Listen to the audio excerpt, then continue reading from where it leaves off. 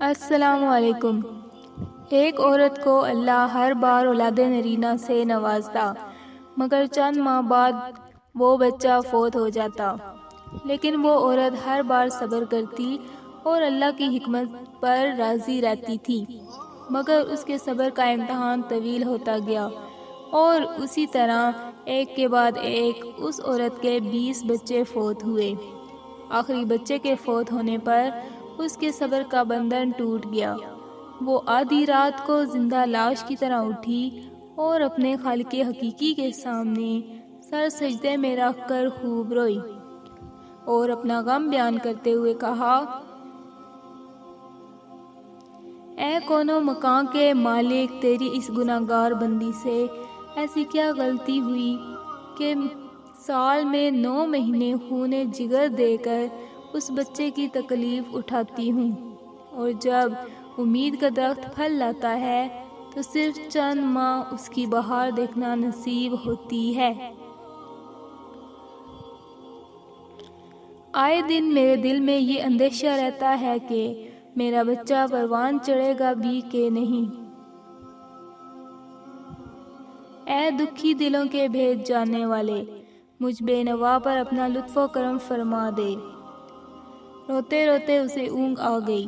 خواب میں ایک شگفتہ پربہار باغ دیکھا جس میں وہ سیر کر رہی تھی کہ سونے چاندی کی اینٹوں سے بنا ایک محل نظر آیا، جس کے اوپر اس عورت کا نام لکھا ہوا تھا۔ باغات اور تجلیات دیکھ کر وہ عورت خوشی سے بے خود ہو گئی۔ محل کے اندر جا کر دیکھا تو اس میں ہر طرح کی نعمت موجود تھی، اور اس کے تمام بچے بھی اسی محل میں موجود تھے، جو اسے وہاں دیکھ کے خوشی سے جھوم اٹھے تھے۔ پھر اس عورت نے ایک غیبی آواز سنی کہ تو اپنے بچوں کے مرنے پر جو صبر کیا تھا، یہ سب اسی کا اجر ہے۔ خوشی کی اس لہر سے اس کی آنکھ کھل گئی۔ جب وہ خواب سے بیدار ہوئی تو اس کا سارا ملال جاتا رہا، اور اس نے بھیگی ہوئی آنکھوں سے عرض کیا، یا الہی، اب اگر تو اس سے بھی زیادہ میرا خون بہا دے تو میں راضی ہوں۔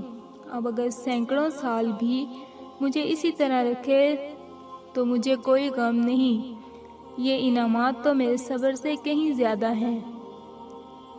درس حیات: انسان کو ہر حال میں صبر کا دامن تھامے رکھنا چاہیے، کیونکہ یہی چیز انسان کو اللہ کے قریب کرتی ہے۔